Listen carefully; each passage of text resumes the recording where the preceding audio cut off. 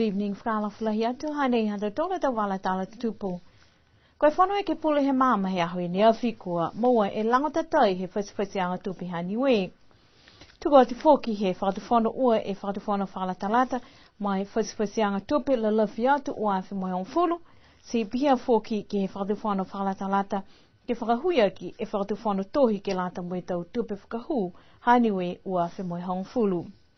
Koe whasiwhasianga tupi lawhi ki lunga koe hiwa e miliona, ono e seo walango fulu maua e tāla ke lata moe whasiwhasianga tupi ke whakausi he mahina ha iuni ua awhi moe hong fulu mataha. Pehe lilifu pale miago toke tālangi, fia a ia hakua talia he whono ke pule tau hiki anga nei. Fia o nia fia hakoe mana purenga duina ke hakoe mana ni dausi whaafu mai nusila. Ke tau tupe fuaki mai alo tulu ni mutue alo tulu walu se wa afitara. Si pehe duina o he mone tuku ai pepe tupe niwe to whai mga ho ke anono gei, we whiri gei. Ke lali ke whakatatai mana whakamare me mana mou, hakoe pepe tupe ne wabuli e he latong he tau, mana lima se wa afitara ne more ai, tupe whakamare ke whakatatai ke tupe mo. Si fia hako bihia mana noko dausi mo tulu, puke dausi au he whono nief. Koe mana ko aki, mana te whakeo ki whakakisi atu bihe nei, haia i te whakatakatanga nako dausi ai niafi. Nako kehe mai he tau pepa tupi hani wei he te mga whakamari. Hakoa tukua e mauturu te tupi nako whakamuri e me whakatawhono nusila, hanga awi ke tau mena ne whakahinga the special projects. The projects e ina whaitara te turu kei.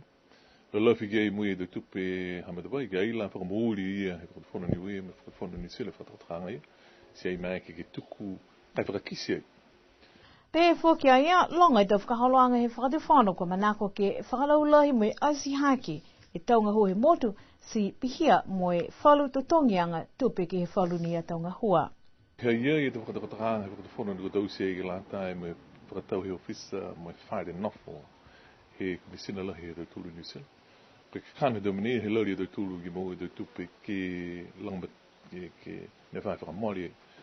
Ke renta ke ofisa ka whanga fuma whae a whetara e tau.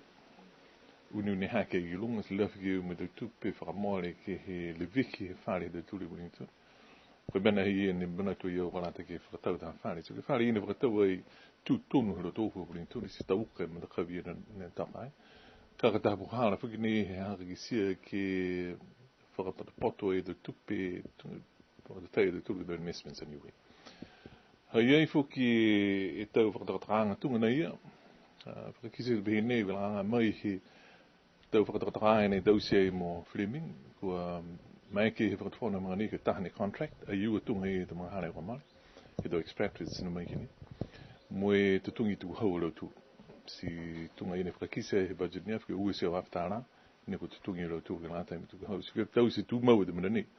O se tau whakatutalanga ki tau whakatawhana whakalatalata mo tau huhu si moa tolu e matakupu pulenga mai he ki pule motu koe lilifu ko Terry Cole.